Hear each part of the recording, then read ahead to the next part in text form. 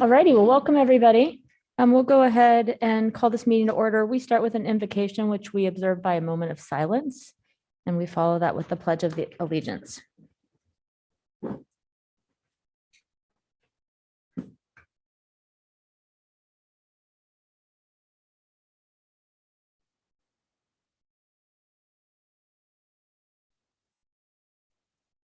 Pledge allegiance to the flag of the United States of America and to the republic for which it stands, one nation, under God, indivisible, with liberty and justice for all. Clerk, will you call the roll, please? Agent. Clay. Here. Halliburton. Here. Sanchez. Here. Willits. Here. Woodings. Here. 5 present, 1 absent. Thank you. Next up, we've got request for approval of the city council meeting, work session and evening meeting minutes from July 12th. Madam Mayor, I move approval of the city council minutes for the work session and the regular evening meeting of July 12th, 2022. Second. We have a motion and a second. Clerk, will you call the roll? Sanchez. Yes. Willits. Yes. Woodings. Yes. Clegg. Yes. Halliburton. Yes. All in favor, motion carries. Thank you. And now under special business. Well, it says no special business is scheduled on my agenda, but then we have 3 items of special business. So we've got, and I'm not sure if anybody's in the room. We've got Scott Raber, Peter Pengilly, and Stacy Donahue.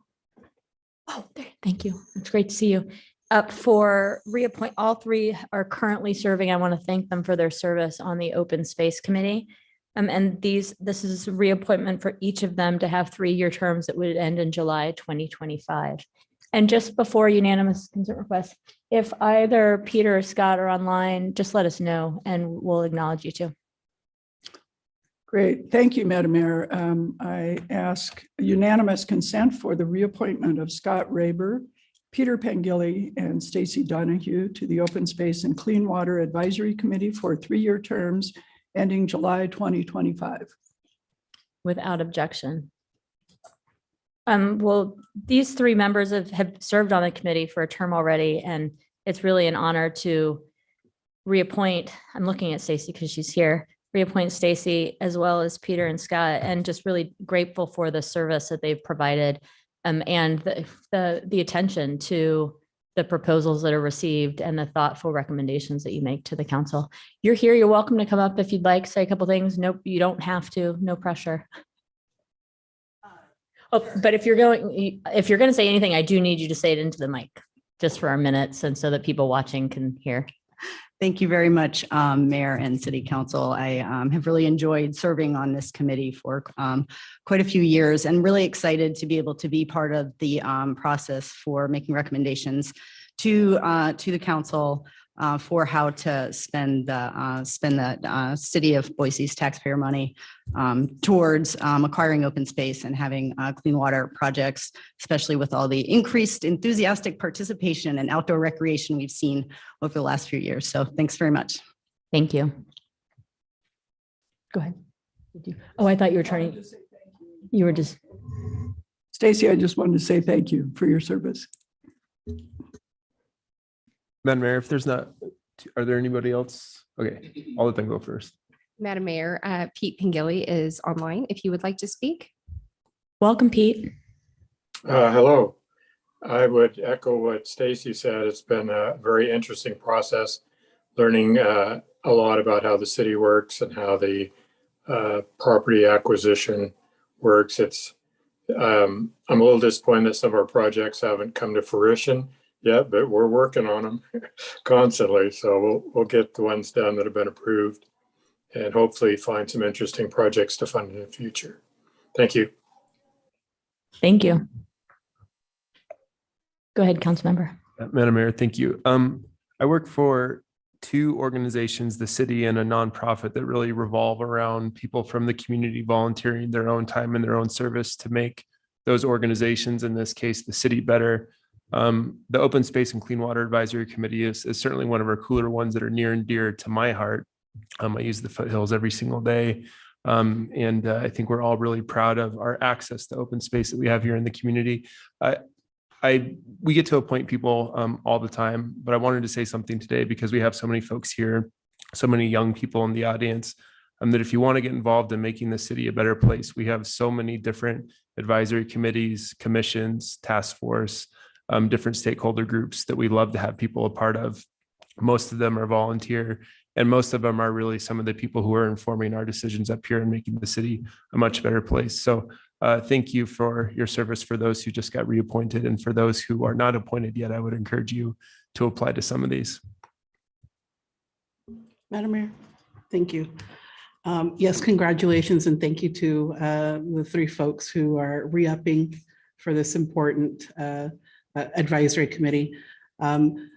The mayor was kind enough to do a proclamation for Latino Conservation Week this week, and we were very honored to have Jillian Putra, who is a descendant of the original inhabitants of the Boise Valley, to do a land acknowledgement to kick off our event. And I just want to say thank you so much for representing the interests of our citizens in caring for this beloved and sacred land. And I'm hoping as we move forward that we will have an opportunity to have somebody from that community represented. And I'm hoping we can get your support in recruiting those folks. So thank you so much for your service.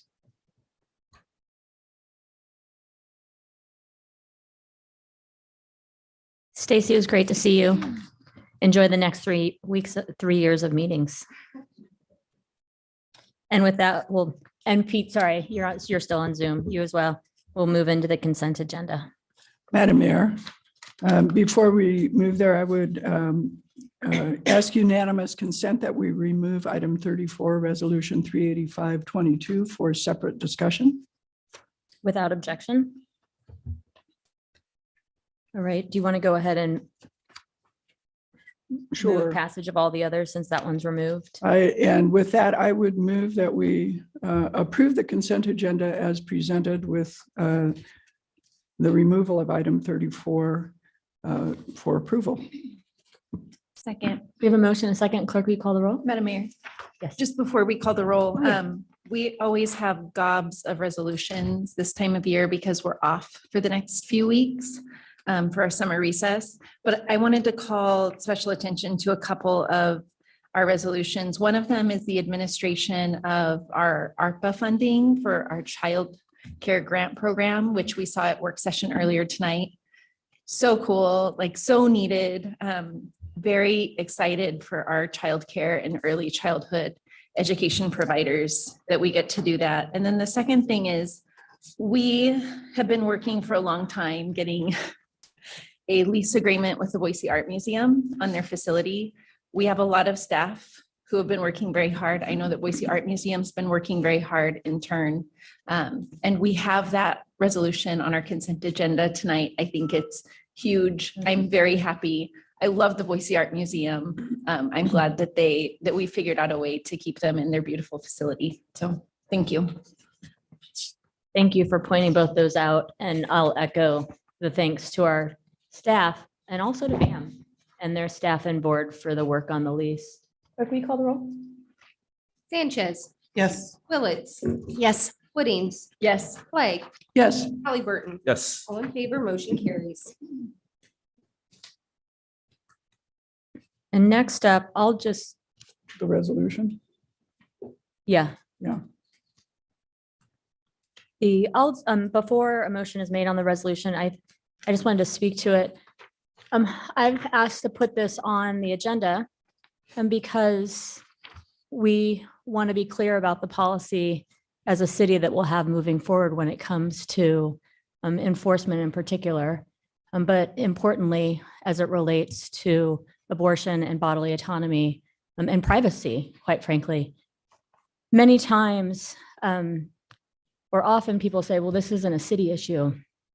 And I believe it is a city issue because it's been given to us as an issue in some ways. First off, it's a city issue because it's about people. It's about decisions that people make in our community, they ought to be making, have been able to make privately. And anytime people in our community feel targeted or marginalized, we as a city have made statements to support them, because if folks don't feel as though they can fully participate because their rights have been taken away, rights they've enjoyed, or because they don't have full access to rights that others enjoy, and they aren't able to fully participate in the fabric of our community. So there's that. This is about people. This is also an issue that's been dropped right into the laps of cities around the country. There's an expectation that we will divert public safety resources from other priorities to investigate claims and to investigate doctors, to investigate individuals. And that's not something that our city will do, because there are other higher priorities when it comes to public safety. And ultimately, I think it's really important that as leaders of this city, we're charged with holding the values of our city, and not just holding them, but speaking to them and standing up for them at the times that we must, because if not us, then who? And that's part of living together in community, part of reminding us who we are, the values of those who live in our city are, and that we give voice to those as leaders. And it's for those reasons that I have proposed this resolution tonight.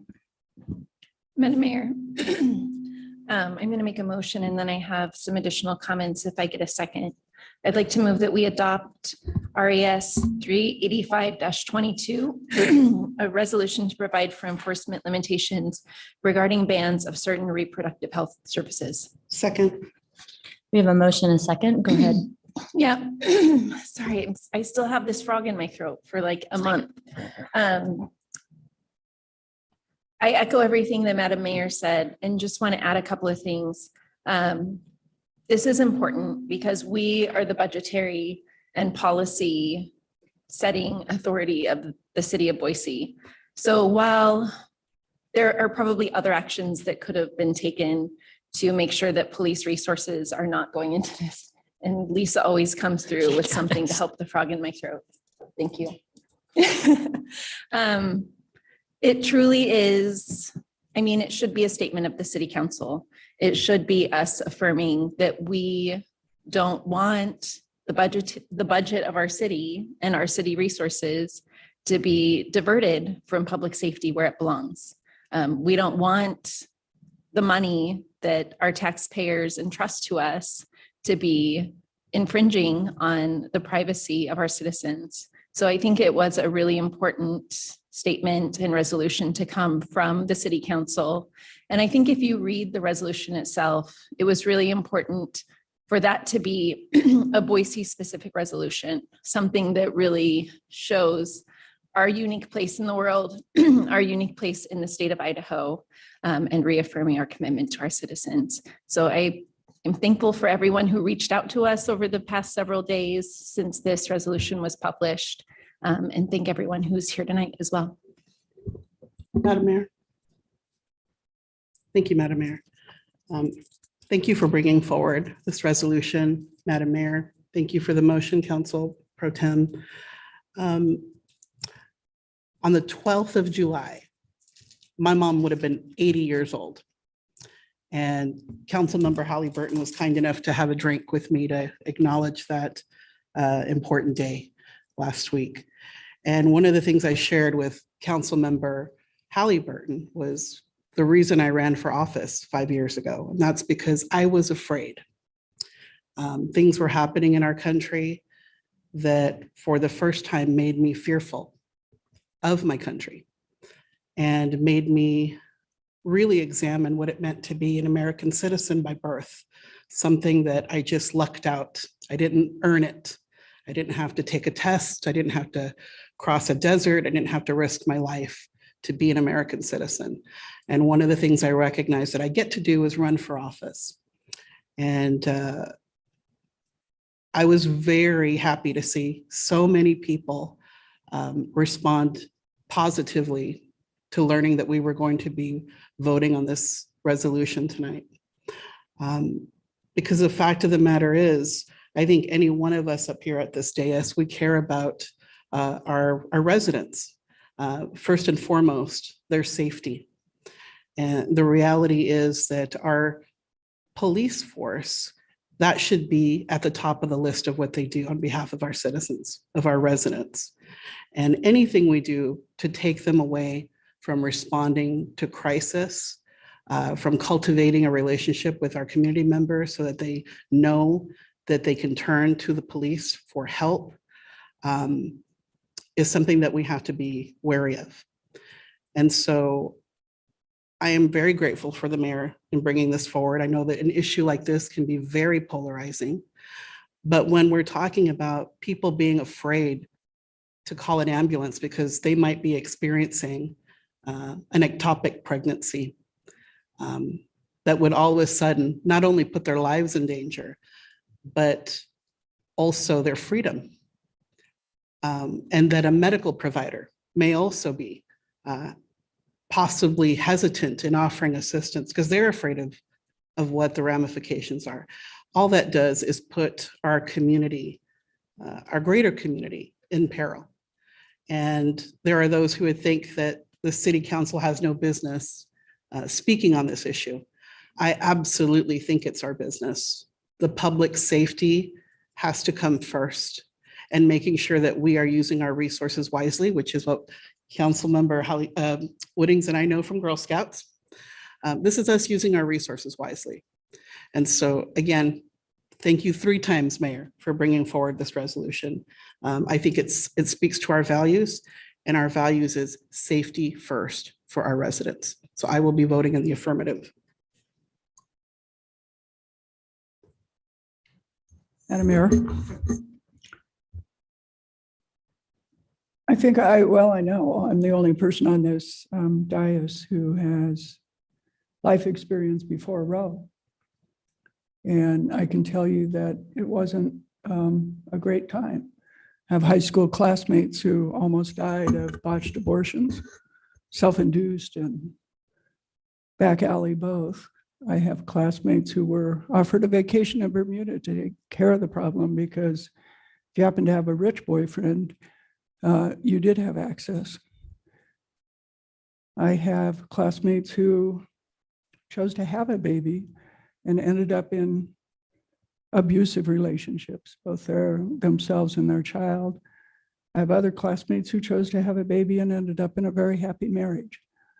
This isn't a decision that should be made by government. And in my lifetime, having it be a right has been an important thing for the women in this country, for their safety, for their self-determination. I myself had a miscarriage and it required a DNC. If I hadn't had access to that care, it's quite likely I wouldn't have 5 children, because I wouldn't have been able to have 5 children if I'd gotten an infection, or if I'd hemorrhaged, or if I'd had other damage to my uterus from the miscarriage. But nobody questioned the treatment of that miscarriage, as they shouldn't have. We now have an atmosphere where abortion is not only illegal, but we have proposals on the table to make it cruel, to treat women cruelly, to not allow treatment in case of rape, to not allow saving a mother's life if they have an ectopic pregnancy, to not treat a miscarriage. The cruelty appears to be a feature and not a bug of these proposals. Having said all that, I would tell you that I've never in my 19 years on this dais had a time when healthcare, reproductive healthcare was something that I was asked to rule on. So unlike my fellow council members, as strongly as I feel about this personally, I don't believe it's a city issue. As much as the states have claimed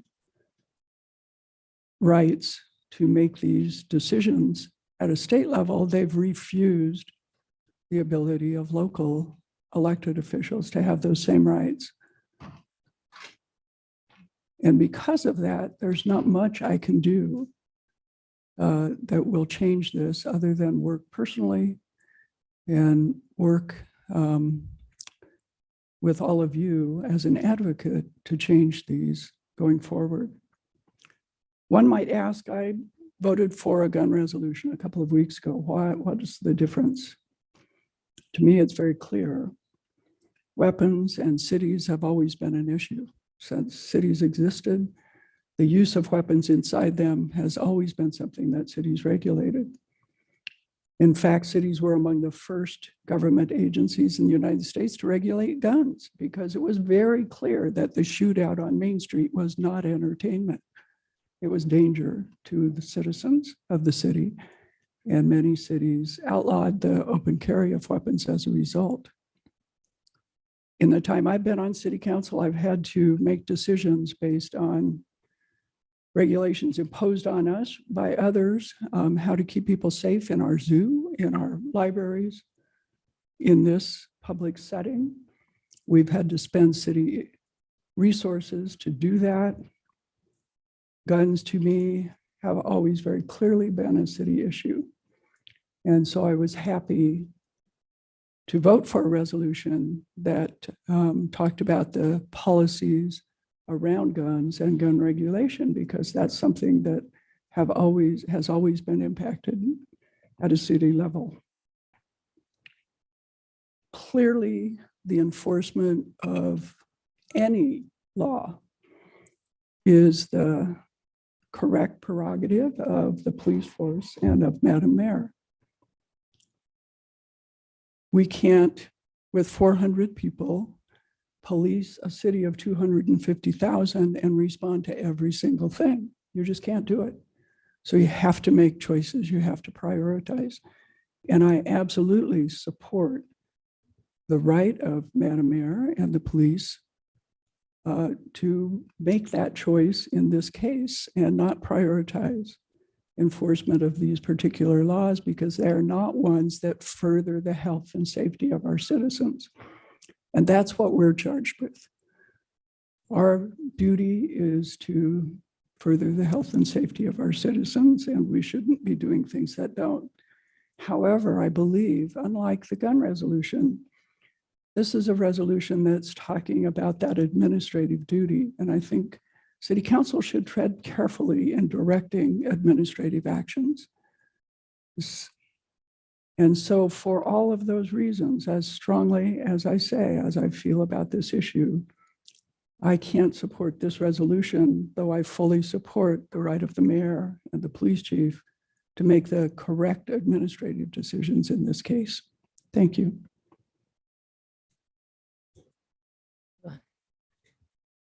You want to go get me? I'm looking over here, then I'll look back over there. Okay. Thank you. This is a tough issue. There's a lot of feelings and views on it. And I know we all come from our own personal experience and views on this. And I appreciate that there's room for differences on this dais and that we can talk about it respectfully and we can have different views, and that's okay. Because I do have a different view on this. A few weeks ago, as the president explained, the mayor put forth a gun resolution, and now we have an abortion resolution. And, there's a lot of other cities that are doing the same, Seattle, Portland, close by, that are doing the same thing. And I think we need to get back to the business of Boise and not charge into these issues that nationalize our city council, that hyperpolarize local government. We need to focus what we were elected to do. I was elected to bring a different voice. I was elected to do the things that I'm passionate about, parks, libraries, helping to make sure that we're managing growth with other agencies, making sure the garbage gets collected on time, reducing taxes. Those are the things that I'm passionate about. And I worry that by passing resolutions like this, we are hyper politicizing local government. And for that reason, I'm going to be voting no. Madam Mayor, first, I've got a great deal of respect for all the women that are up here, and perhaps as the only male council member here tonight, it's fitting that I go last. I'm going to read what I wrote down earlier make sure I don't forget anything. First, I appreciate this resolution being brought forward. And while I don't take it lightly, it's an easiest and obvious yes for me. I understand that conversations surrounding abortion and abortion bans are complicated and controversial. I also understand that there are a lot of people out there who don't believe that this is a conversation that we as a city should be a part of. So I'll try to keep this pretty simple. If public safety is our top priority and access to all types of healthcare, including reproductive healthcare, is vital to an individual's public safety, then this is an issue that I believe we have a responsibility to address any way that we can. My fellow council members and I do have authority to make budgetary decisions that prioritize the health and safety of our community members. And my yes vote means that I believe expanding and expending city funds and resources to enforce measures that put vulnerable people at risk is irresponsible, is harmful, and a violation of my duties as a public servant. I didn't write this resolution, but I stand by the courageous work of my mostly female colleagues and you, Mayor Lauren McLean, who put it together, and our staff, some of them that are here, some of them that are not here tonight. I stand by every single whereas that's included, every single statement that is in there, and I'm very happy to do that. I think last, there are a lot of members in the community that are watching right now, watching us, but also watching what is happening in the country as a whole. And they're wondering if the community that they live in is a place for them. They're watching to see if there's additional human rights, including this one, I believe, that might go away. And they're wondering, is Boise a place where I want to be, where I feel safe, where I can raise a family, where I can look after my loved ones, and where I want to be? And so if this resolution can provide some level of assurance that Boise is a place that will stand up for you and that will stand up for those rights, then I'll be happy to vote yes.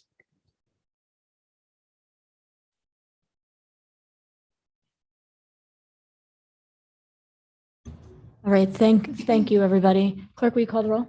Sanchez, Yes. Phillips, No. Woodings. Yes. Clegg, No. Halliburton, Yes. 3 in favor, 2 opposed, motion carries. Thank you.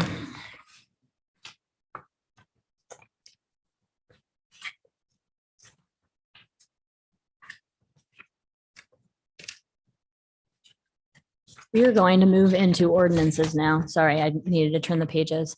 There's nothing scheduled on first reading, and we do have one on second. Madam Mayor, I ask unanimous consent that all ordinances on second reading calendar be read by number and title only and filed for the third reading calendar. Without objection. ORD-33-22 and ordinance CAR 21-00046, Rodney Evans Partners LLC for property located at 3750 South Maple Grove Road, annexing 8.08 acres of certain lands and territory situated in Ada County, Idaho, adjacent and contiguous to the corporate limits of the city of Boise City, establishing and determining the land use classification of said 8.08 acres R-1C, single family residential, 8 units per acre. Setting forth a reasoned statement in support of such annexation and zone change, directing the city engineer to lodge and file a legal description and map for said annexed lands and territory, providing that copies of this ordinance shall be filed with the Ada County Auditor, the Ada County Treasurer, the Ada County Assessor, the Ada County Recorder, and the Idaho State Tax Commission, providing that a copy of said legal description and map of said annexed lands and territory be recorded with the Ada County Recorder and filed with the Ada County Assessor and the Idaho State Tax Commission as required by law, and providing an effective date. Thank you. We've got two on third reading. Thank you, Madam Mayor. I move that further reading of ORD 3122 and ORD 3222 be dispensed with and the record reflect that they have been read for the third time in full. We have a motion and a second. Clerk, will you call the roll? Sanchez, Yes. Willits, Yes. Woodings. Yes. Clegg, Yes. Halliburton. Yes. All in favor, motion carries.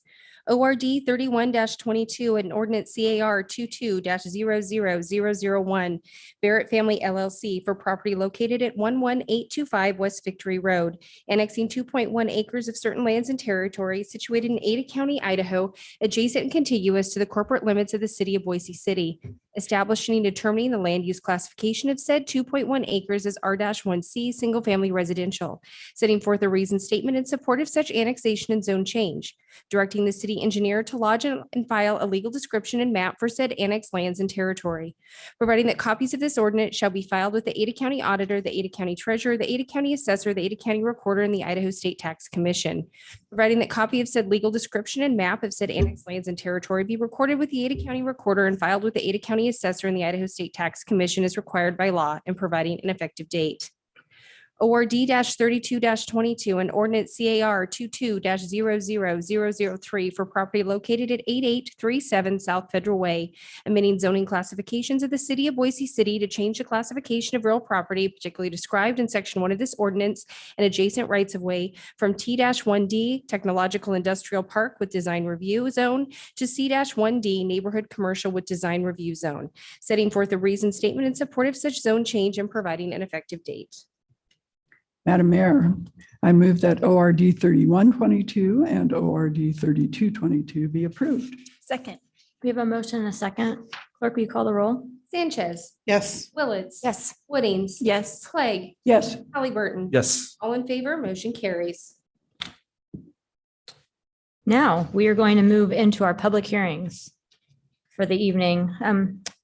So I've got a question for staff. We've got the development impact fee hearing, and then the budget hearing, and then the new and increased fee hearing. But Eric, are you talking to all of these at once or no? Madam Mayor, Oh, wait, did I forget something? no, just in case people are wondering, some of the stuff that we're going into is extremely interesting to some of us up here, but may not be that interesting to you. And so if you came here mostly for the resolution and you don't want to stick out the rest of the way, you can probably take off. Otherwise, there may Oh, be Jimmy, some you're fun too stuff kind. I about was just impact gonna keep fees. them hanging for Yeah. a little bit longer. our feelings will not be hurt. We have a really exciting budget we're about to talk about. Cool parks, climate action, new fire stations, tax relief, circuit breakers.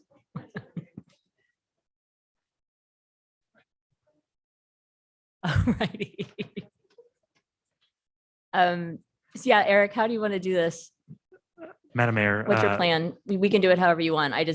I'll let you tell us. Thank you, Madam Mayor. So we do have 4 distinct public hearings related to the budget. My intention was to go through each one. by One at a time? Okay, great.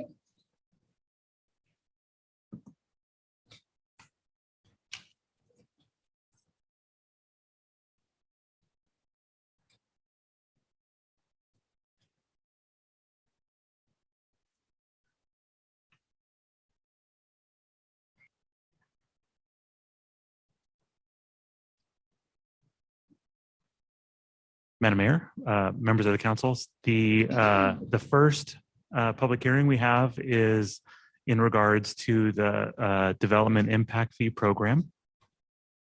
Just a couple of slides on this one.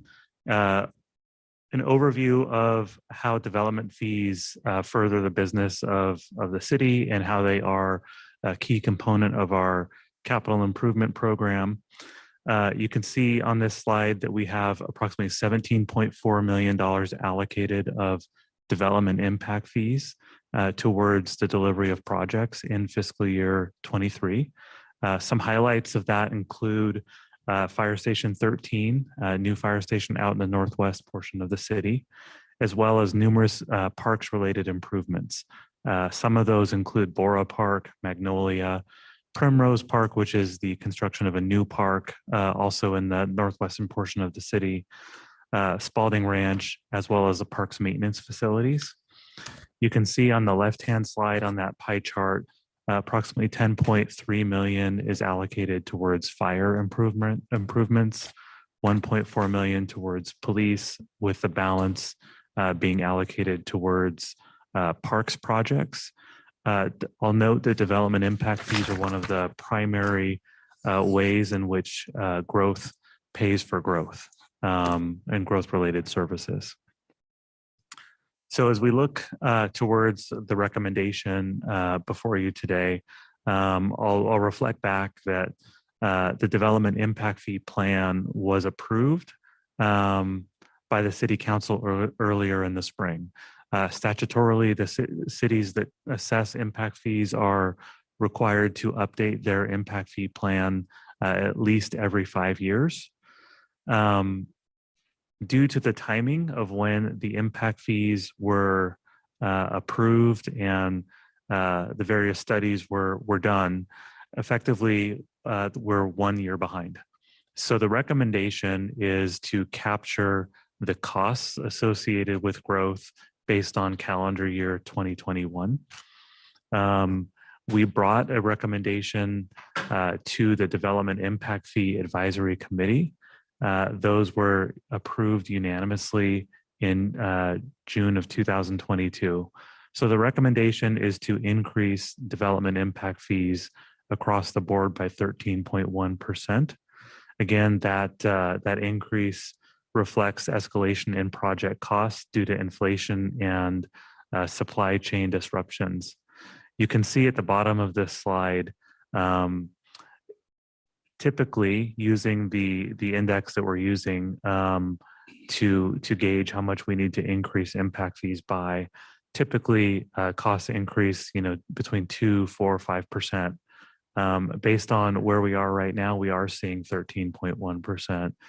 It is important that we do collect the full anticipated costs of our capital projects. Otherwise, we would need to find other funding sources for some of those growth-related projects. With that, I'd be happy to stand for any questions before the public hearing. Madam Mayor, Eric, some years ago, we made a commitment to ensure that we were collecting 100% of the costs that we could legally through the impact fee ordinance from our impact fees to ensure that new growth, in fact, did pay for itself. So if I heard you correctly, the 13.1% increase keeps us on par, on track to continue that. Is that what I'm hearing? Yeah. Madam Mayor, Council President, that is correct. Thank you. Madam Mayor, Eric, I noticed that the Development Impact Fee Committee approved this unanimously. And I'm assuming that the members of that impact committee are developers, those who do this work, who understand the costs that are involved. Madam Mayor, Council Member, yes, the Impact Fee Advisory Committee is comprised of various community members, but includes representatives from both real estate as well as development communities. And as I recall, they had, we just approved a rather large increase, a few months ago. Was it always the plan for them to come back and take another look? Because I know inflation is rampant. Councilmember, yes, this is an action that we anticipate doing each year. We'll do a look back at the prior year's cost of construction and recommend adjustments. We do include within that study a notation that we will look at increases on an annual basis. So that was always part of the assumption. Thank you.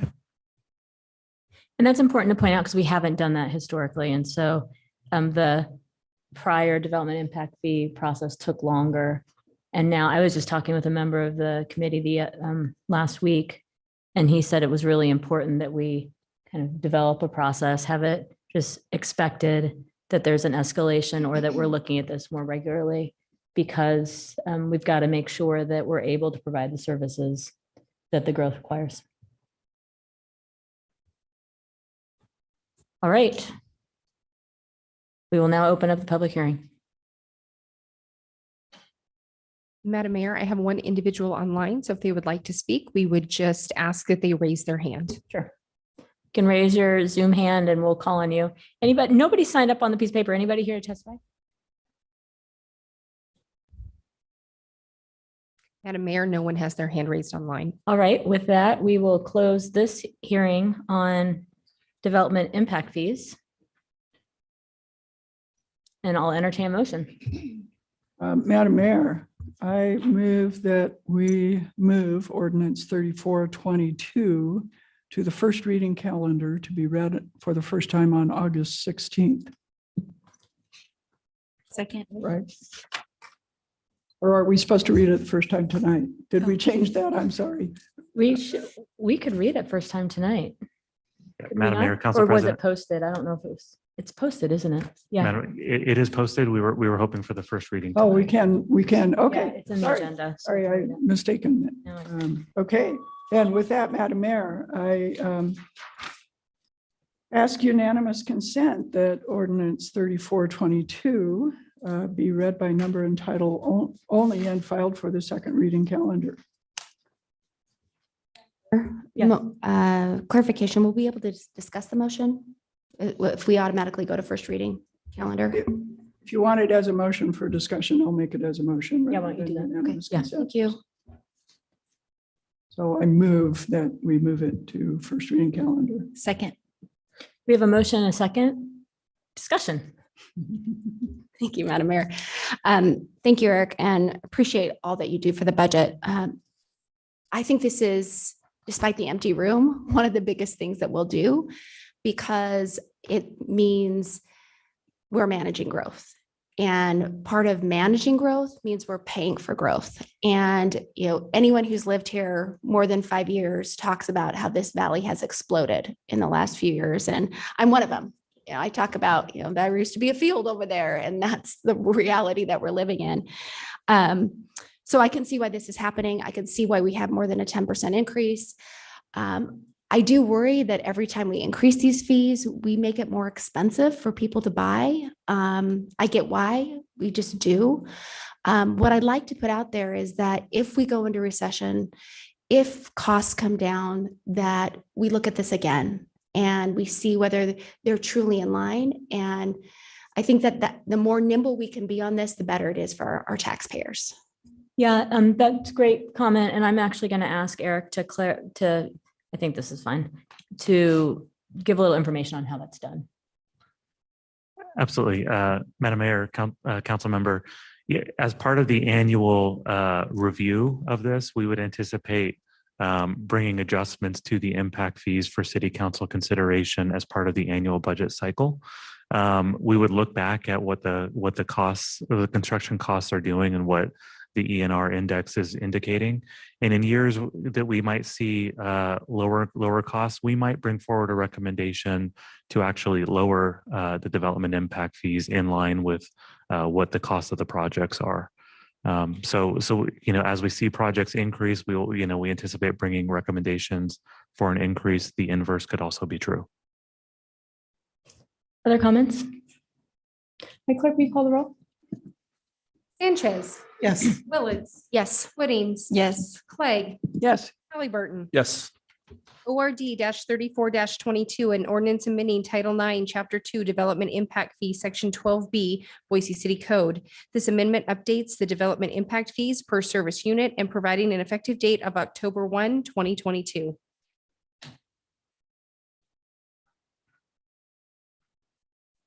Oh, that was just first reading. Okay, great. Now we will move into our budget hearing. And before Eric starts his presentation on this, I just wanted to say a couple of things. As everybody was leaving the room, I said lightheartedly, but it was really true that this budget, with the help of incredible staff that has really put service of people first, as we've looked at what we need to do, what we can do, what we ought to do, and try to make all of that possible. And this budget not only takes a lower revenue increase than other cities in this region that we've spoken with, but also provides, under a new program that the legislature brought us, circuit breaker tax relief for those on fixed incomes that need it most. And as part of that, allows for us to ensure that folks that aren't on the program but qualify know about it. We want to help our residents sign up for the circuit breaker tax relief. So that's really important in this time as life is more expensive, as we continue to grow. Yet as we continue to grow, we know that investments necessary to ensure that we protect this community, her people, the place that we all love, so that our kids can experience the community as we've been able to experience with their kids. This budget aims to do that by increasing funding into public safety. With recovery dollars, we have an incredible opportunity to expand our affordable housing programs and seek to ensure that Boiseans have homes that they can afford. We look at how all of these things impact our ability to grow the economy and opportunity for our residents. We're taking bold climate action, and every day it seems as though we hear more and more from a health perspective and ultimately an economic perspective why that's so necessary, not only for our community today, but into the future. And there's so much more in this. Because budgets reflect values of community, this budget is a document that makes possible for us to serve the people of Boise, because that's what this is all about. It's ensuring that we're a city for everyone that can meet the needs of today to the best of our ability, support the people of the city of Boise government that make it possible to invest in our community and serve our residents, and prepare for the future so that the life that we've been blessed to live here is possible for our kids and their kids. And so really look forward. I want to, again, end with a thank you to the team. Like, we set out with big goals, a desire to provide property tax relief, but yet to not let slip the investments we make in the people of Boise. And you helped us deliver that with this budget tonight. So thank you very much. Thank you very much, Madam Mayor, members of the council. And on that note, I just want to thank the team, for the budget team, for all of their work on that. We have Justin, Jesse, Travis here, Mike, Lisa, Jackie are unable to be here, but them, along with a host of staff throughout the organization, really made this budget possible.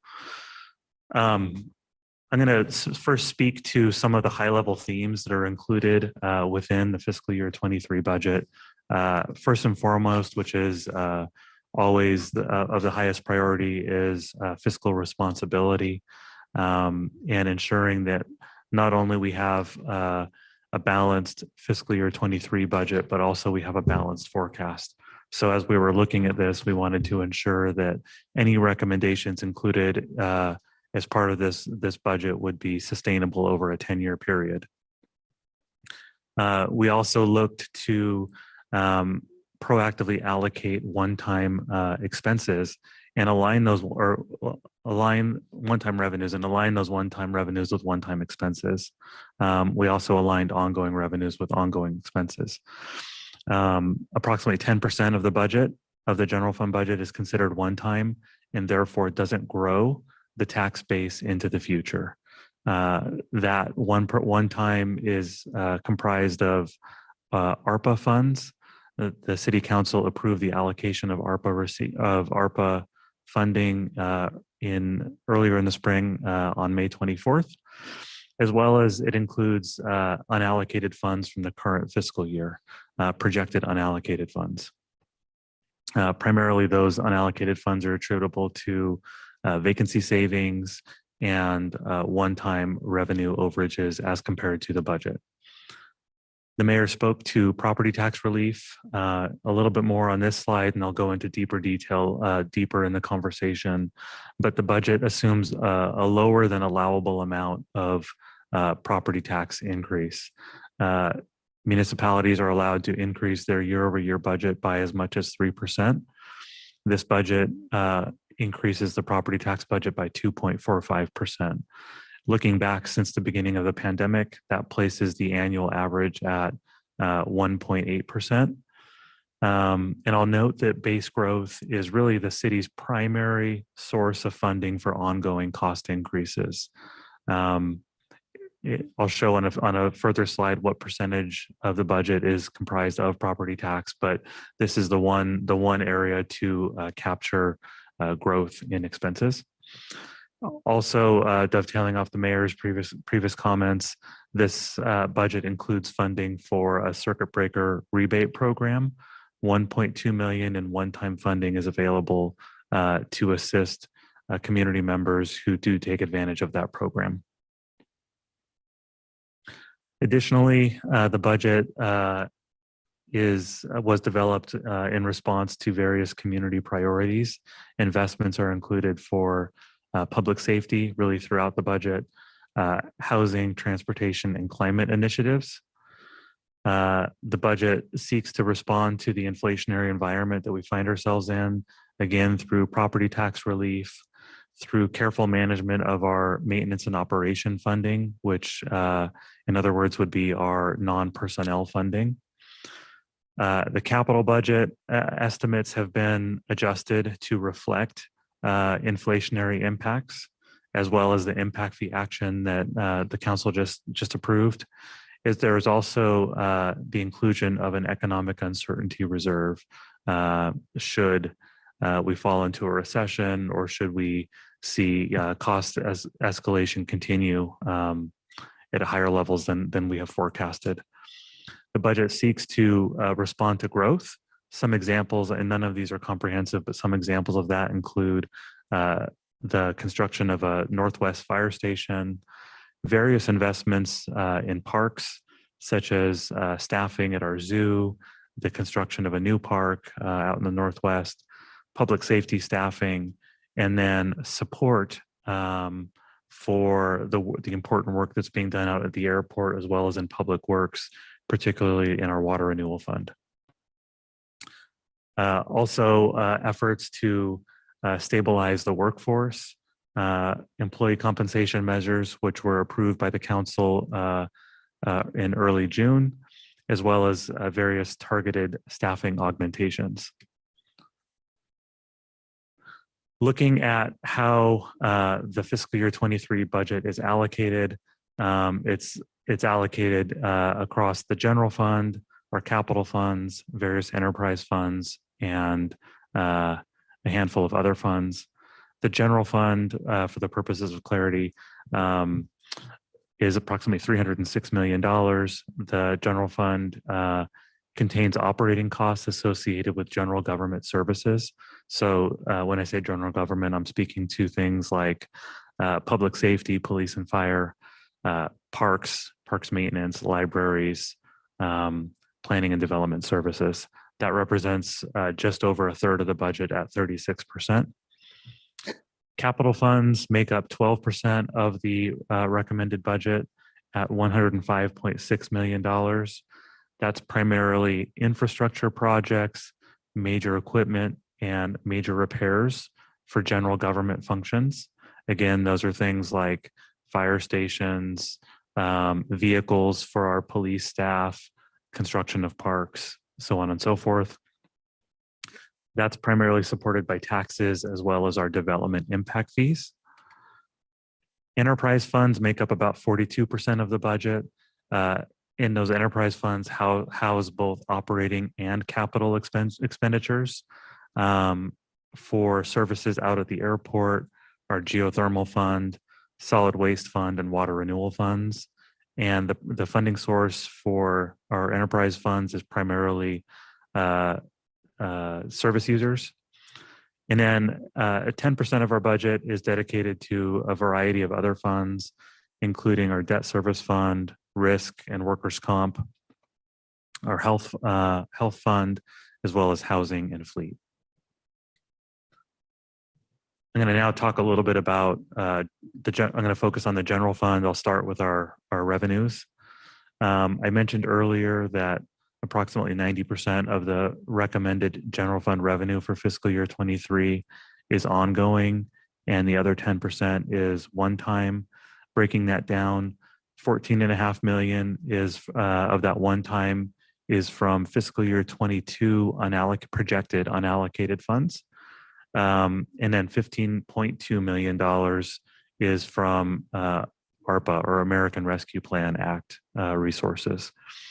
Excluding the American Rescue Plan, which are one-time federal funds, development fees, and department revenue, both of which are primarily reimbursement-based, year-over-year revenue growth within the general fund is 3.4%. Looking at how general fund revenues are distributed, you can see on this pie chart that approximately 57% of the general fund projected revenue is coming from property tax. Again, that's the primary revenue stream for general government functions. Sales tax makes up about 8%. Department revenue, 10%, development fees and internal charges at 5% and 4%. The other categories, ARPA at 5% and carry forward fund balance, both of those are one-time in nature.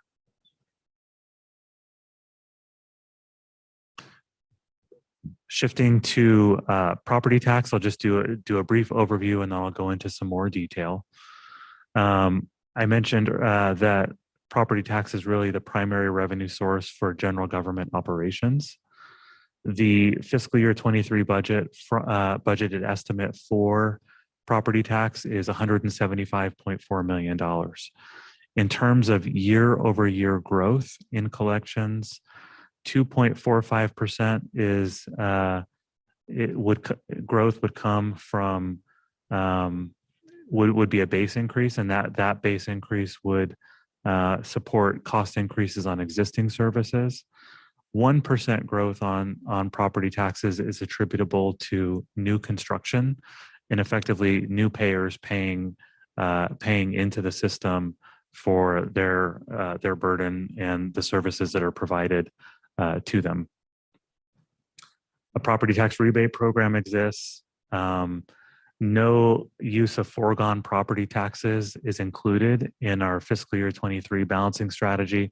I'll speak a little bit more about that as part of our, I think our fourth public hearing around foregone, but there's no planned use on foregone in the forecast either. And the year-over-year growth of just under 3.5% is well below the cap that was established by the state legislature in 2021 of 8%.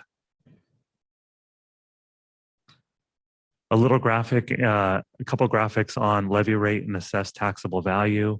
On the left-hand side, you can see how the levy rate is calculated. Basically, it's a calculation, the general fund property tax amount divided by the total taxable market value is the levy rate. The general fund property tax amount can increase by up to 3% per year, plus an allowance to account for new construction.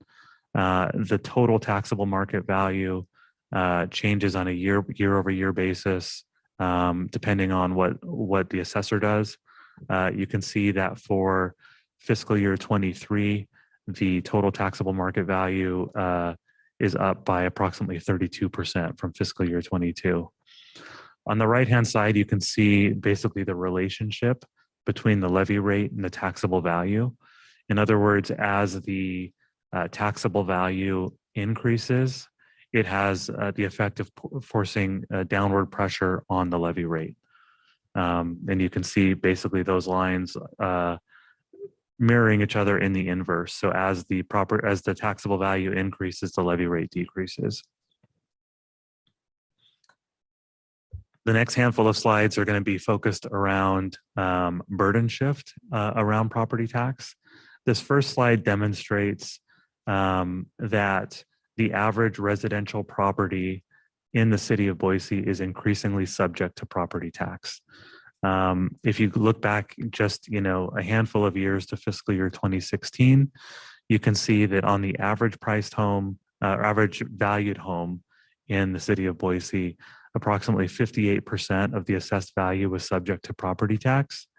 Fast forward to today, approximately 78% of the assessed value on that home is subject to property tax.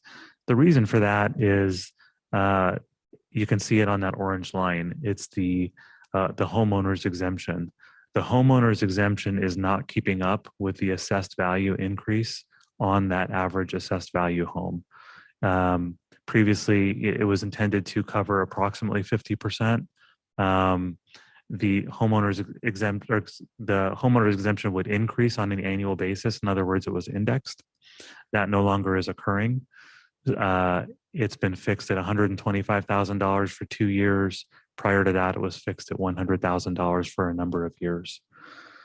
So you're seeing an increased burden on the average homeowner, again, attributable to the assessed value growth, as well as the homeowner's exemption being flat.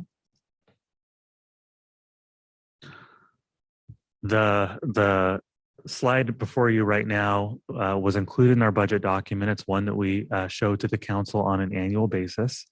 And the intention of this slide is to show the impact of the city taking or not taking, the 3% that it is allowed. So the upper portion, the first third of this slide, lines 1 through 7, indicate the impact if the city were to have elected to take a 3% impact. Or 3% increase, I should say. You can see on line 2, the assessed value of the average priced home in the city of Boise has increased from $440,000 a year ago to over $560,000 in fiscal year 23, an increase of approximately 26%.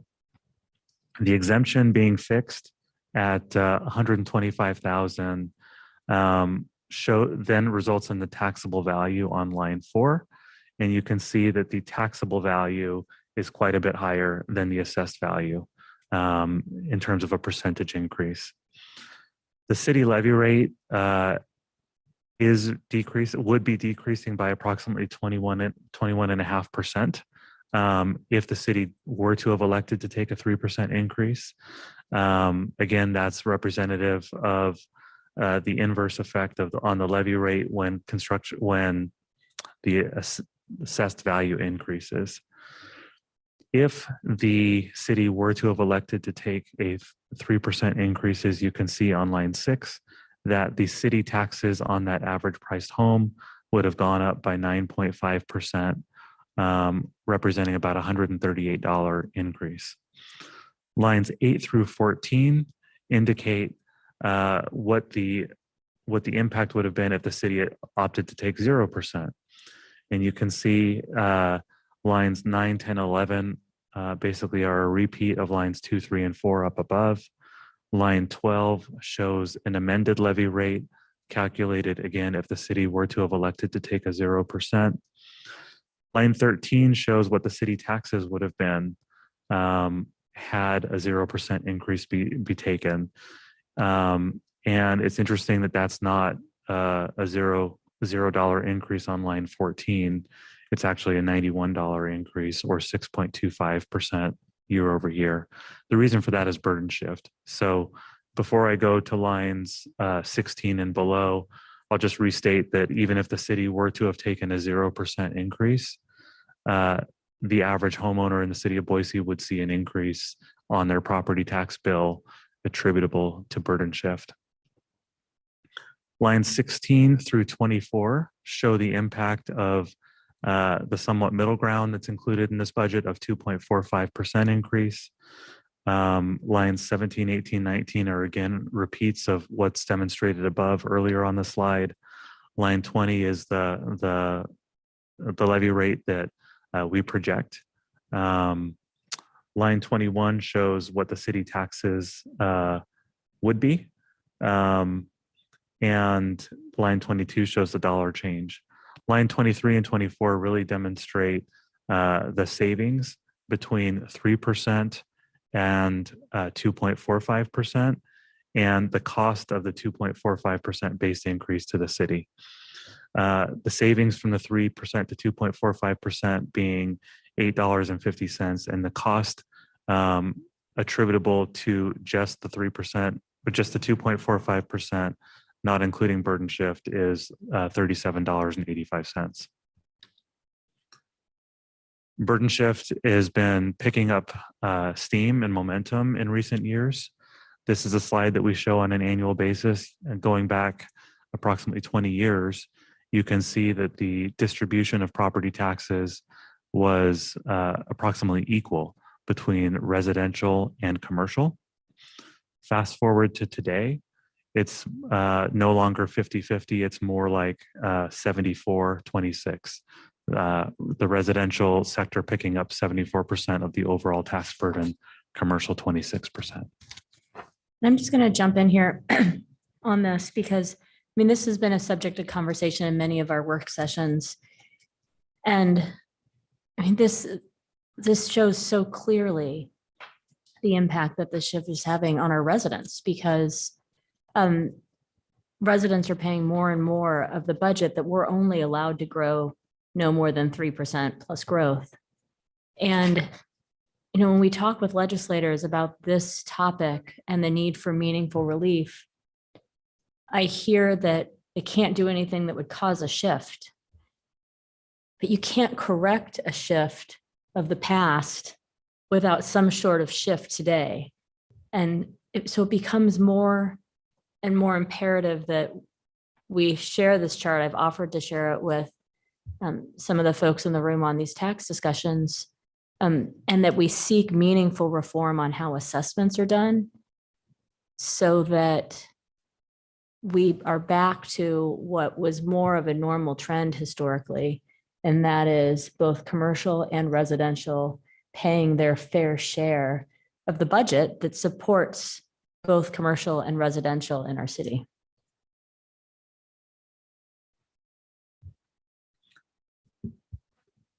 Madam Mayor, the next slide builds upon the last one, and it shows the compounding effect of burden shift on the average home within the city of Boise. So this slide, the bar chart here really has three components. If you look at the gray section here, it's basically a baseline, and it shows the 2013 city taxes on the average priced home. And in 2013, that would have been $661. Moving across the slide in the blue and the salmon color, the blue shows the cumulative impact on the average price home had property taxes tracked with the 0 to 3% increase that is allowable. And again, it's cumulative. So in fiscal year 2014, the increase on that home, had they been, or had the taxes tracked with the 3%, would be $20. In actuality, what happened though in fiscal year 14 is that home paid $94 in increased taxes. $20 would be attributable to that 3%, and then $74 from burden shift. And as you move across the slide, you can see that, you know, each year that salmon color becomes more and more, because each year there's a compounding effect of this burden shift, to the degree that looking forward to fiscal year 23, if the property taxes increased on that average home just by the 3%, it would have represented a cumulative increase of $197. On top of that, though, what that home is going to pay is an additional $725, and that $725 is the amount that it's paying on top of the 3%. That has been, you know, up to 3% that the city has increased its property tax budget by. And what that means is that somebody else is paying less, because the city in real terms can really only increase its property tax collections by 3% plus an allowance for growth that is collected from new payers. So that 725 really represents, on that average priced home, the burden shift. That burden shift is resulting from two things, which I outlined on the prior slide: the diminishing value of the homeowner's exemption, and then second, the rate of increase on the assessed value for residential versus commercial properties. Madam Mayor. So Eric, much like Madam Mayor on the last slide, I think this one is also really illustrative to what's happening in this state to homeowners in regards to the property taxes they're paying, and the inability, apparently, of the legislature to find a solution that actually changes this trajectory. We had a CID hearing earlier today, and I asked the folks who were at our hearing concerned about the increase in property taxes that they were seeing to please spend as much time and as much energy talking to their legislators about this as they did to us, because I wish I could do something about this.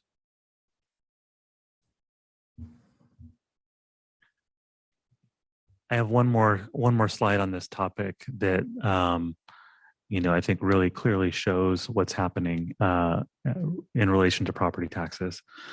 So this slide, it's a new one that we showed for the first time at the budget workshop, and it shows a number of things. It shows, I'll first focus on the blue, and it shows the cumulative annual growth in the city of Boise's property tax budget.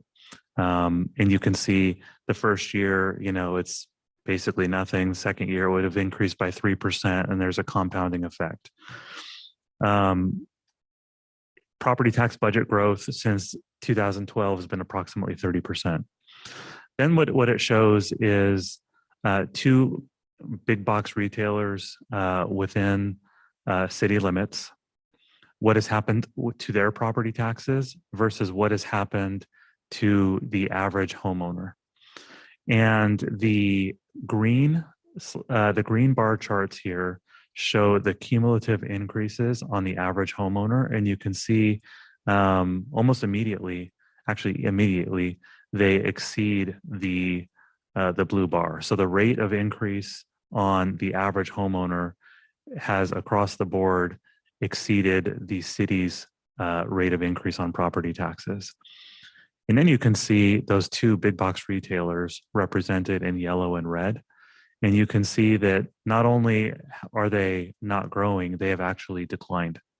In real dollars since 2013, those two big box retailers are paying less than they did. So not only are they not keeping up with the annual increase of 0 to 3% or capturing a portion of it, they're capturing none of it and seeing reductions on their property tax bill. A key takeaway here is that, when property taxes on any individual property increase by more than the city's overall collection, so increase by more than, 3% or whatever percentage the city takes on an annual basis, it means that some other property is paying less. And we're seeing that here just with these two examples. And Eric, I appreciate all these charts. And we do this because we really want to understand what's happening across the city as we build our budget, but work to advocate for not only our residents here in Boise, but I'm working with mayors through this region on advocating for meaningful relief that will address some of this stuff, because we're seeing these same phenomenon. You could take big box retailer B and A out in Canyon County, and they have a similar graph, but maybe different colors, right?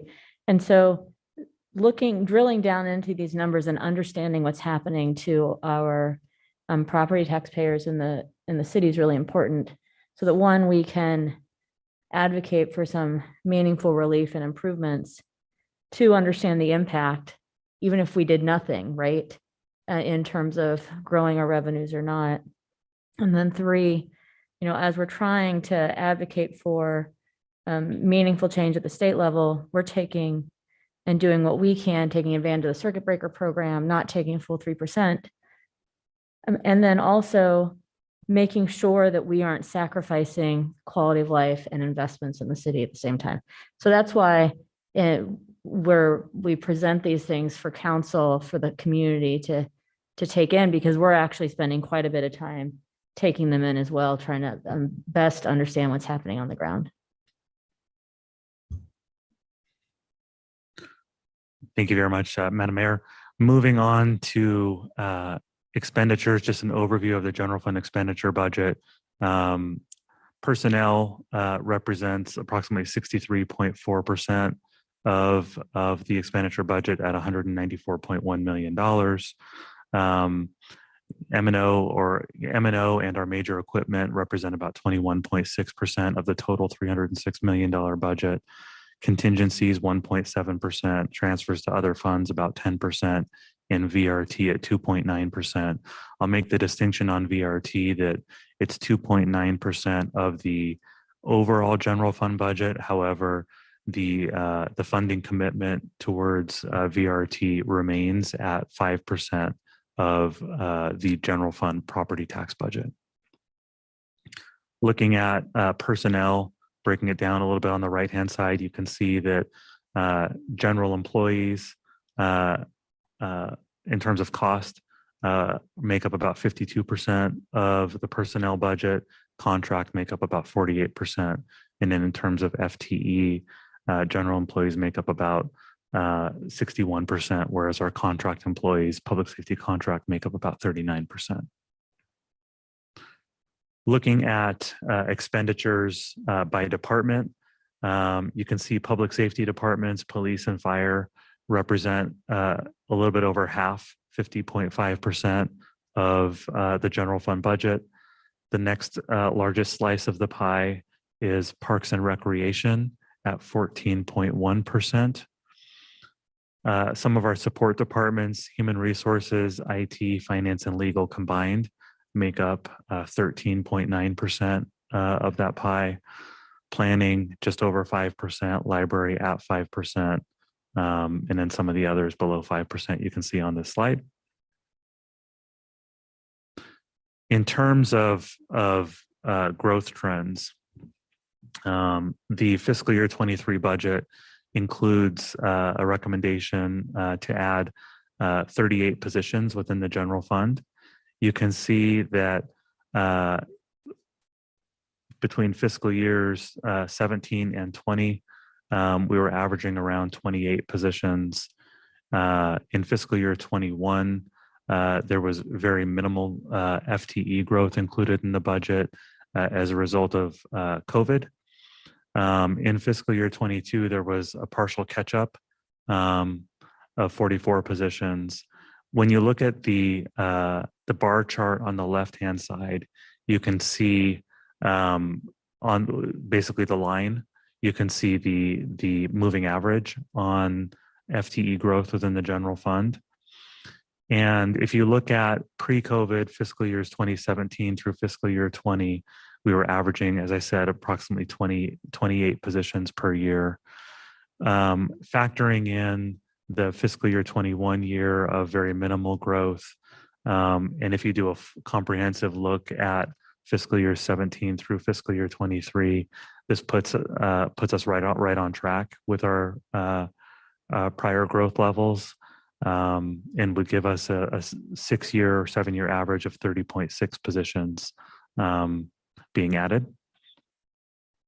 In terms of those positions that are recommended, approximately 15.5 of those positions are dedicated towards public safety between police, fire, our legal department, and security staffing. 11 of those 38 positions are primarily revenue neutral.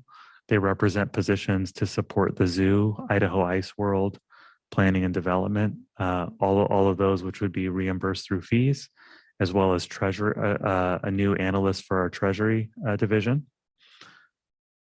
7 of the 38 positions are in support departments and are in response to growth in our external facing departments. They are partially supported through our cost allocation plan, meaning revenues come into the general fund from the airport or from our water renewal fund or solid waste fund to support those support related positions. And you can find those positions in human resources, information technology, legal, and DFA. 2 positions support parks and custodial events. 1 would be on the first floor of City Hall to support license and permit activity, and then 1 position to support the Irma Heyman House. That concludes my overview, but I'd be happy to stand on any questions on the budget before we move into the public hearing. Madam Mayor, just one comment if I could. Thank you, Eric, for showing the VRT line in the one graph. I think it's important to note that with the relative decrease in reliance on property tax, it's actually a little bit lower overall as a portion of our general fund that it's been in a while. At the same time, it's a fair amount of growth for our contribution to VRT. And given the importance of that system to our citizens, I feel strongly that that growth is certainly in line with their expectations. Thank you. Madam Mayor, question. Eric, you and I talked about this, but I'd like to make sure the public understands how much we have in what I would call a rainy day fund. Could you walk us through that?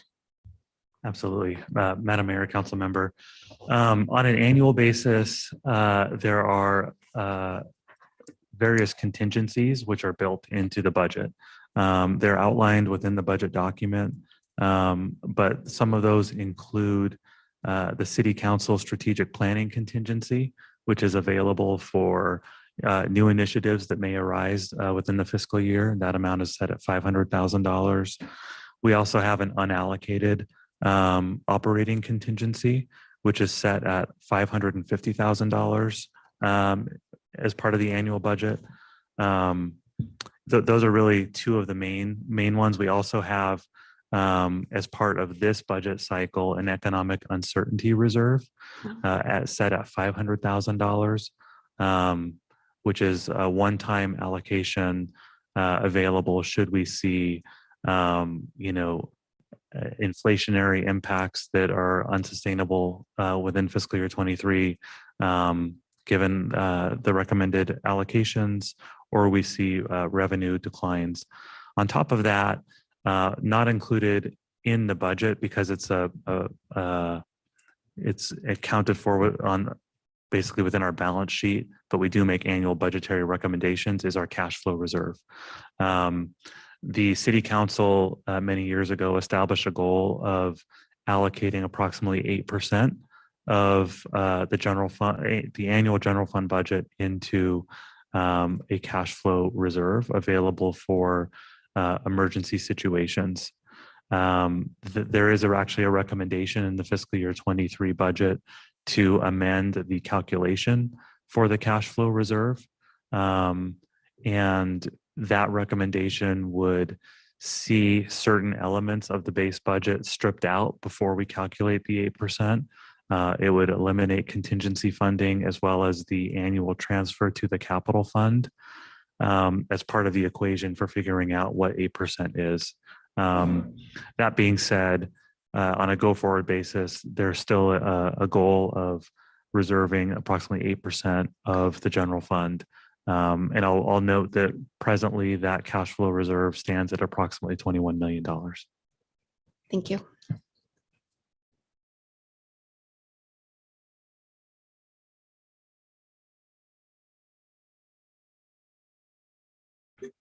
And with that, I will open up the public hearing. Is there anybody online? Madam Mayor, we have one person online and we would just request that they raise their hand if they would like to speak.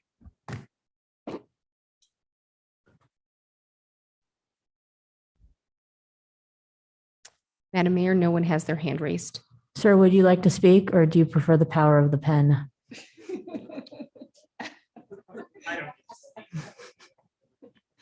All right. There's nobody else in the room for the hearing. So with that, I will go ahead and close this public hearing. Did you want to just discuss? You look like you have something to say. Did I cut you off? No, you didn't. I was just going to apologize for ruining our audience tonight. We had a sellout crowd for your team, and I scared them all away. And now I feel really bad because actually it's probably the best thing for them to stay for it. But so I apologize for that. But I appreciate all the hard work that everyone put in. We've seen these slides quite a few times, so I think we're used to them and aware of them. But like they really are incredibly informative. So I do hope that the folks that maybe didn't stick around do take the opportunity to take a look at some of these things, because it really does show you how our city works. And like the mayor said in her speech earlier, that also would have been great if they would have been there for it. It really does represent our values. So no, that's where all I was at. Perhaps you could send them the slides and ask that they read them since you released them from.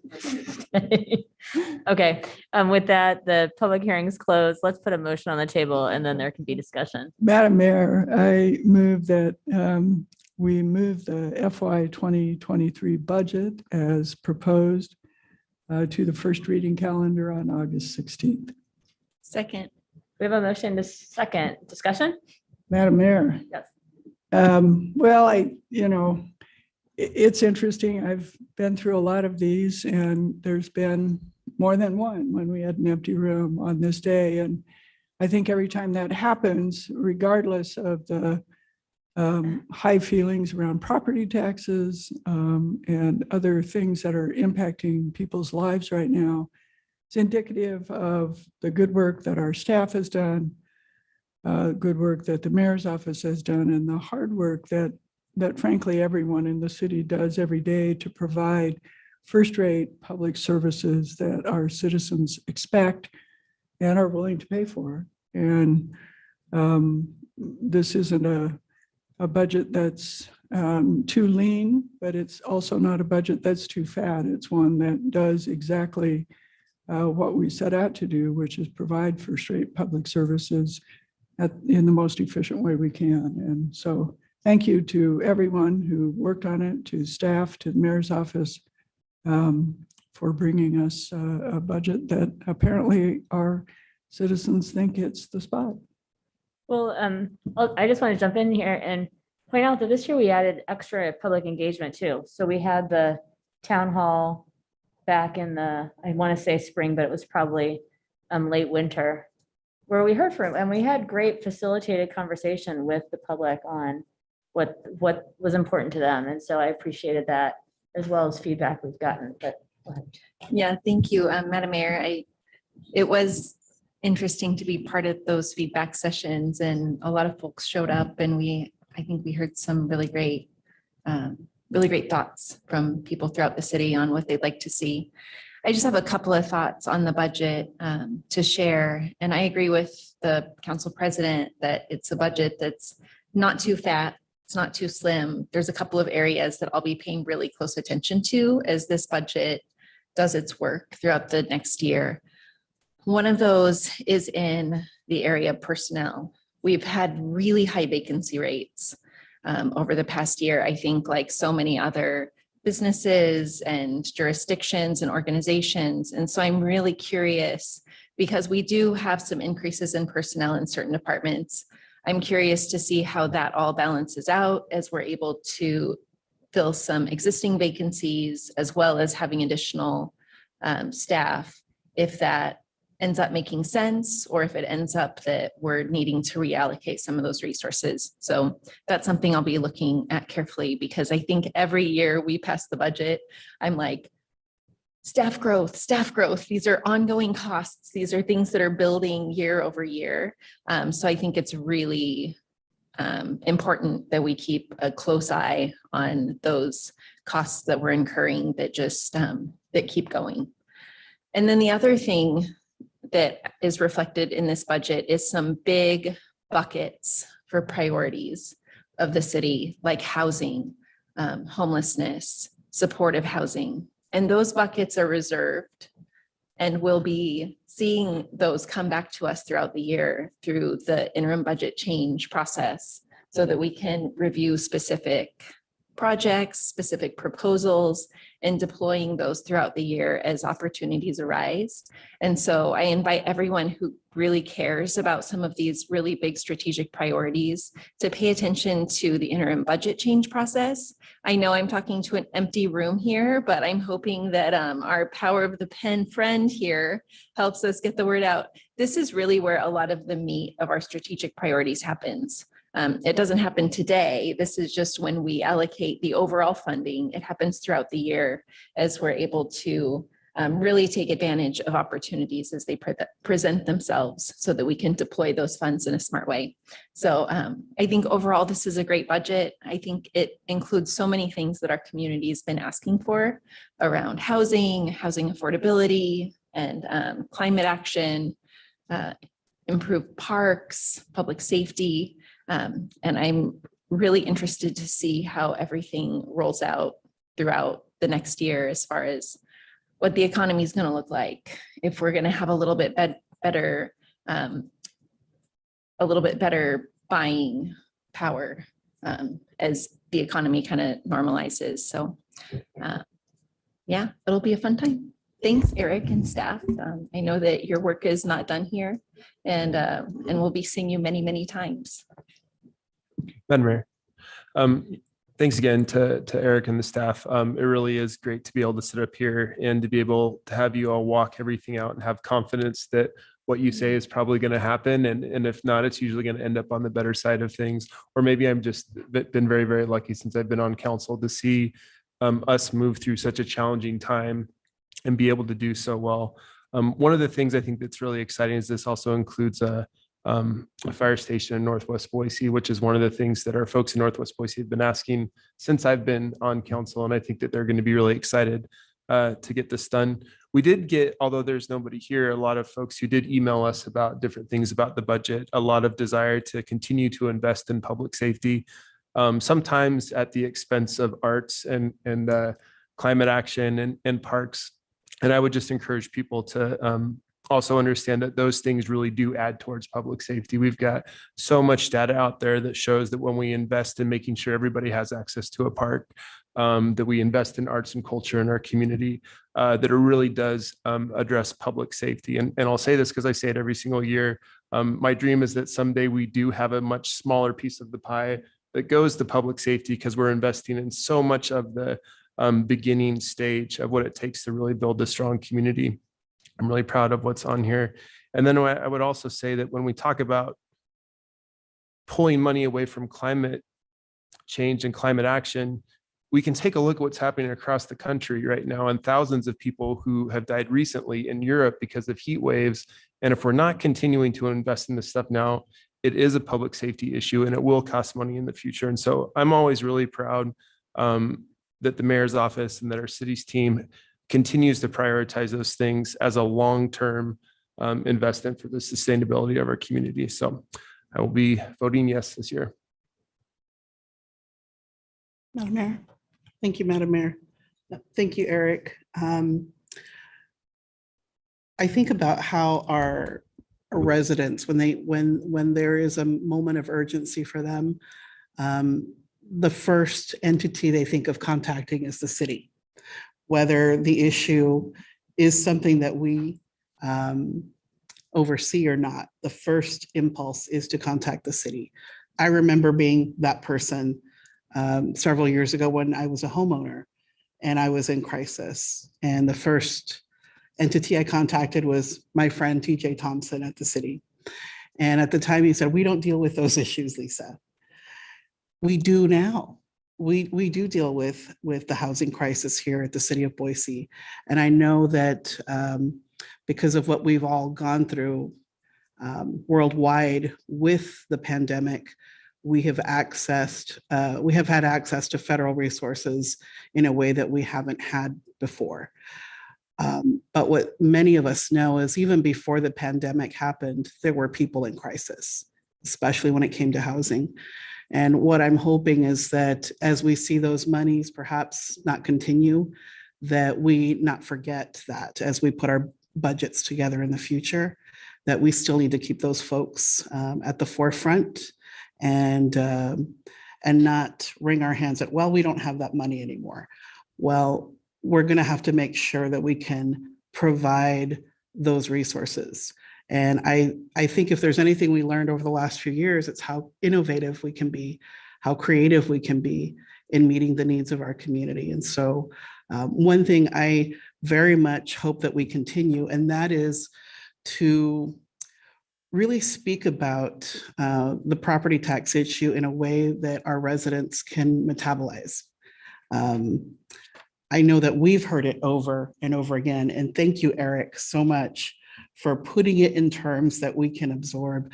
But one thing we have to remember is that we can't stop doing that. We have to continue speaking about it in those terms so that folks know, even though their impulse is to contact the city about those issues, there are other entities that they need to be reaching out to, such as the Idaho State Legislature, and that it is imperative that they do that, because we can only do so much.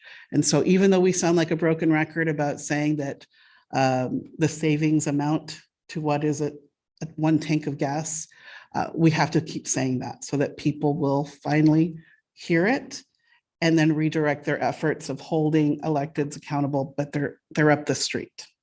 So thank you. Madam Mayor.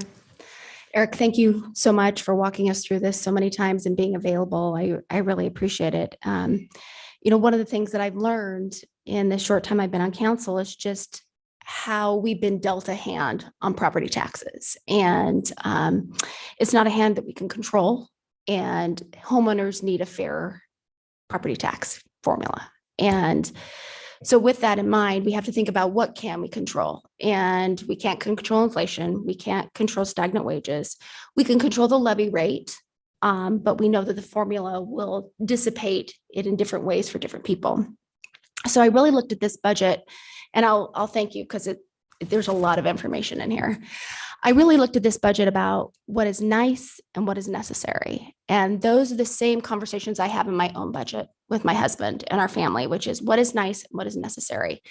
And there's a lot of necessary in here. And I think that it's important that we fund those things. But we don't get the chance in this budget to line item things or change things.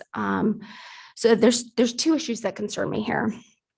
And one is that while we're increasing staff in certain areas of public safety, we're not putting any new officers, police officers or firefighters on the street.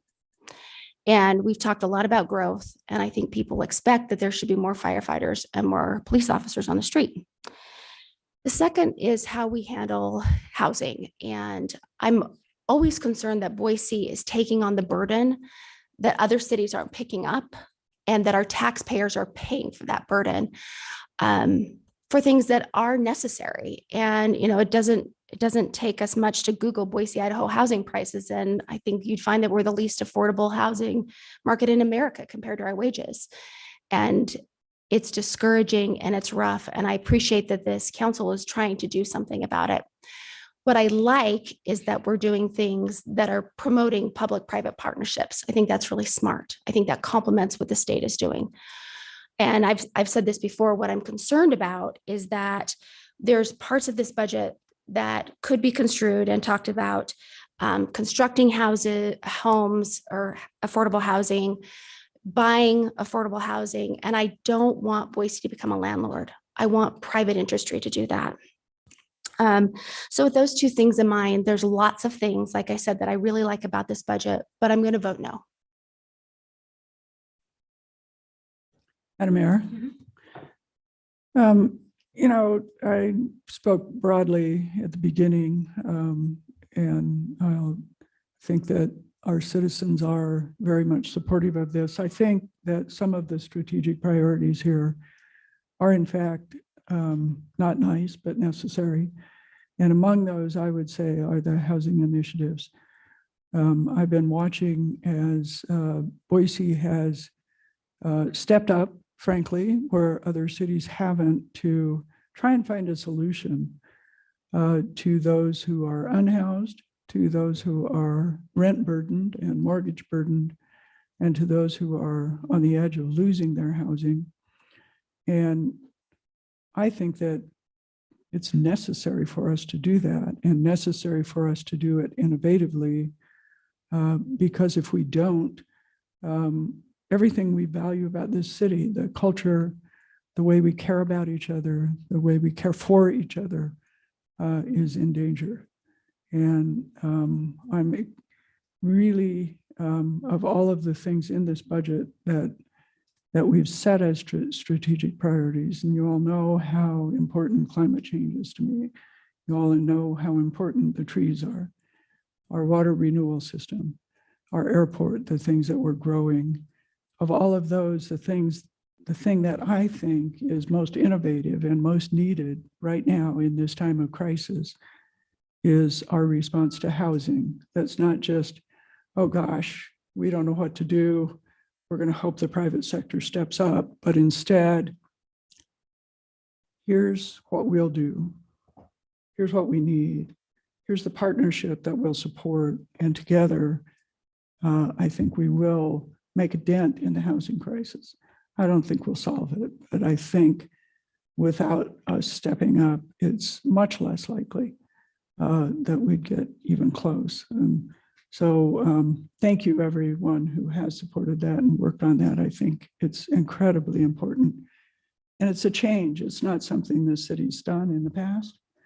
In the same way, we frankly are the only city in the state of Idaho who is a landlord, and we've done that for a long time. We did it with federal money. I think it was the right thing to do 30 years ago when we did it. It's proven to keep a number of people in our community out of homelessness.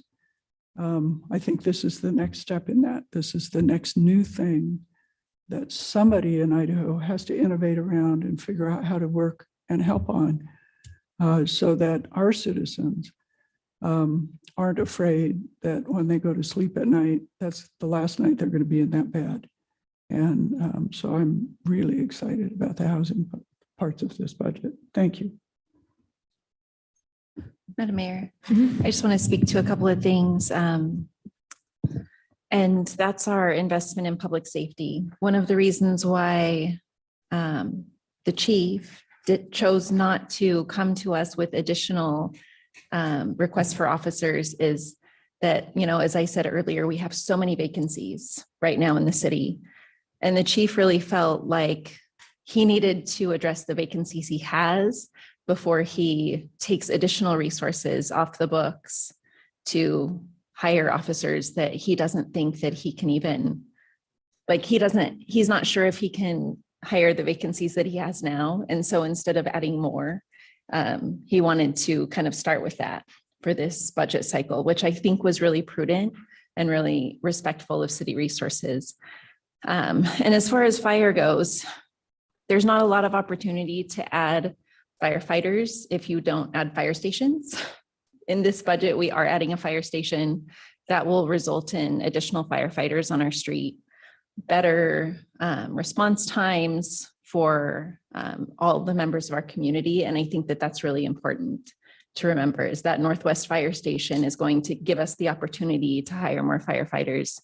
And I remember when I first came onto city council, and whenever folks said, we need a fire station in our neighborhood, that's a capital expenditure, but it's also an ongoing expenditure. And really it's that ongoing expenditure that I keep talking about ad nauseum every single year, every single interim budget change that adds up on our budget from year to year. And so while it might sound nice to spend several $1 million on a fire station, that's not the big investment. The big investment is filling that fire station with personnel and what that's going to cost. So I just wanted to speak a little bit to that public safety investment because it is so important. It's important that our BPD gets fully staffed to the level that they're authorized to do, because then we'll have many more officers on the street. It's important that we build that Northwest Fire Station so that we have better response times for our citizens in Northwest Boise, as Councilmember Halliburton pointed out. And that's a big part of this budget. Y'all jump in here, and I'm going to make a slight correction, Council President Pro Tem, on staffing. For the last 2.5 years, when cities around this country were cutting budgets for public safety, we together all committed to continue to invest in public safety because we're a growing city. And both our chief of fire and our chief of police have pointed out how, as particularly in police, in the 6-7 years prior to the last 2.5, the city wasn't keeping up with the number of officers we needed.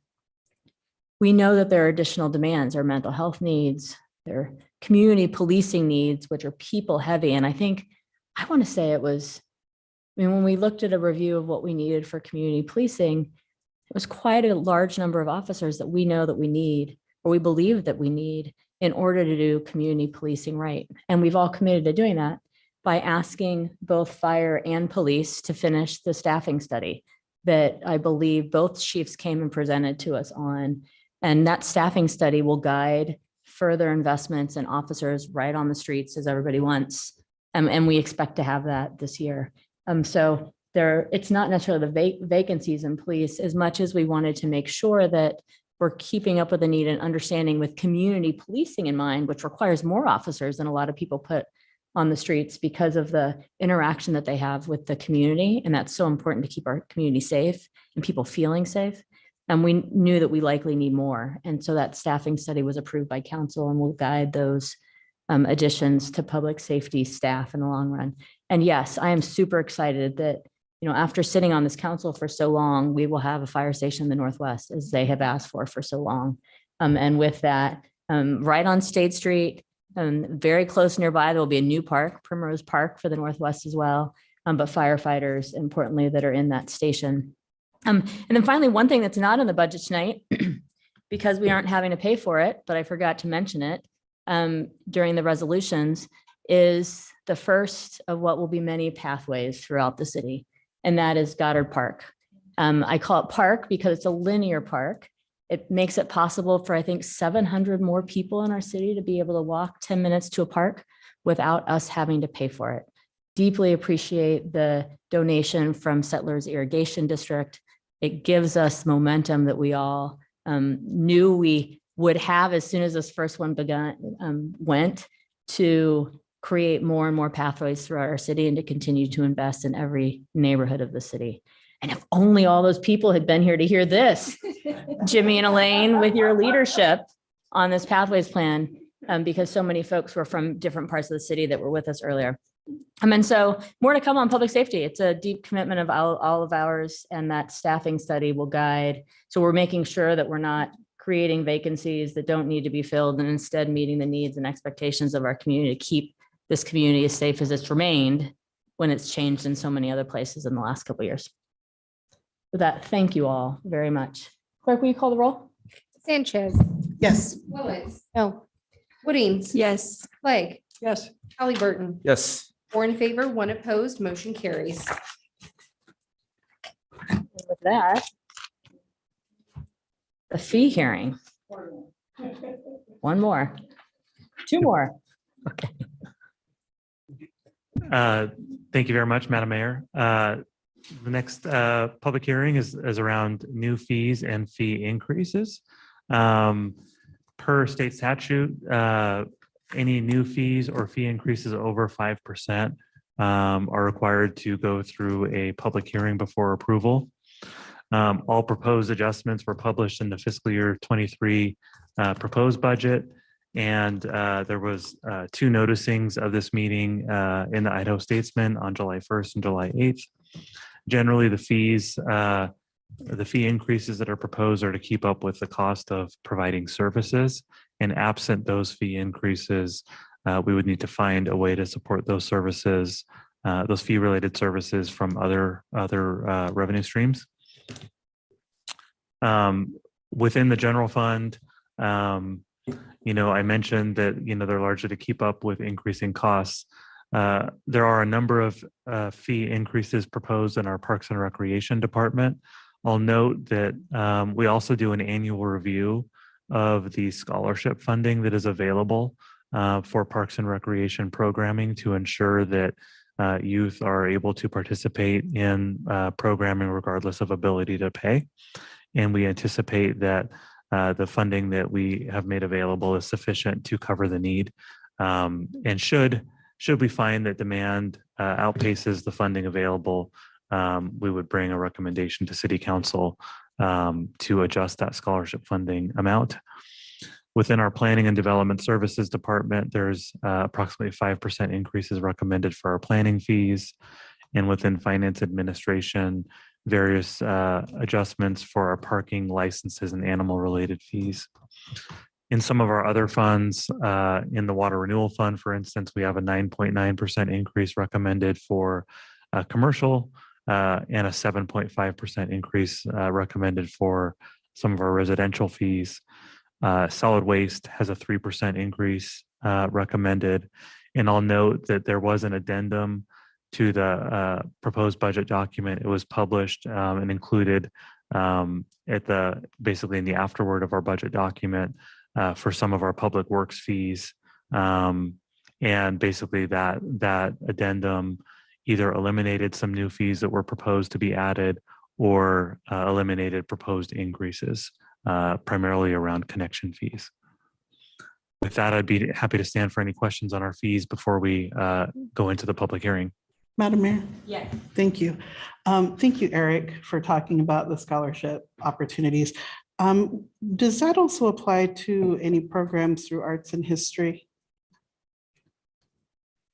Councilmember, that is a very good question. I think we have not historically charged for our arts and history programming. So there are a couple of fees that we have included here. Should a new director request to include those, or should request to charge for certain services, they're included right now. Because this is a time of the year that we would bake those fee increases. We're not bound to charge those fees going forward. I think that could be something that the new arts and history director might have something to say about when that position is filled. Great, thank you, Eric. Yeah.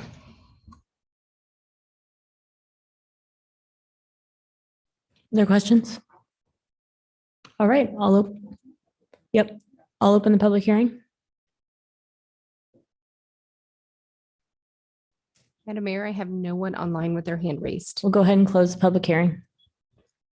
Okay, Madam Mayor, I move that we approve resolution 350-22, a resolution to adopt new and increased fees or other charges for services provided by the Departments of Arts and History, Aviation, Finance, and Administration, Boise City Fire, Boise Department of Parks and Rec, Planning and Development Services, Boise Public Works.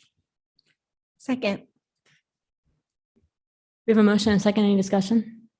Madam Mayor, as I've reviewed these fees, most of them are just barely above 5%. The ones that are many of them are charging for services that we currently charge for, and with the cost of things increasing as they are, seem very much in line with those cost increases. Councilmember Sanchez noted the new fees in the Department of Arts and History. I think it's opportunity to determine if there are some of those activities that should be charged for. And I think most importantly, as we talked about these, the city has begun providing scholarships, not just for youth, but for other community members who are greatly in need.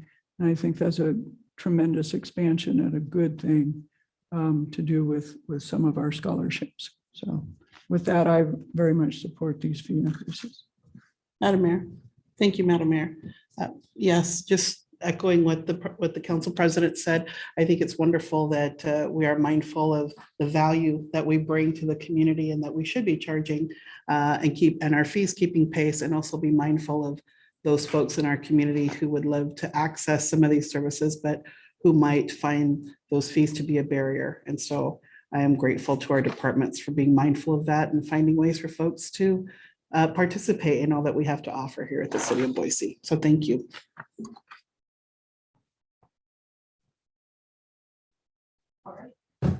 Clerk, will you call the roll? Sanchez, Yes. Willetts, Yes. Woodings, Yes. Clegg, Yes. Halliburton. Yes. One favor, motion carries. And one more. Thank you very much, Madam Mayor. The last public hearing is around foregone property taxes. I'll just do a brief overview. Some of this content was covered during the budget discussion, but by taking a 2.45% versus the statutorily allowed 3% property tax increase, the city will be collecting approximately $930,000 less than otherwise would be allowed. When municipalities take less than the maximum allowable growth, they have the option to declare the amount that they didn't take as foregone. And by doing so, all or any portion of this amount may be recovered in subsequent fiscal years. The current foregone balance is just south of $4.8 million. All of that is attributable to fiscal year 2021, when the mayor proposed and the city council approved a 0% increase.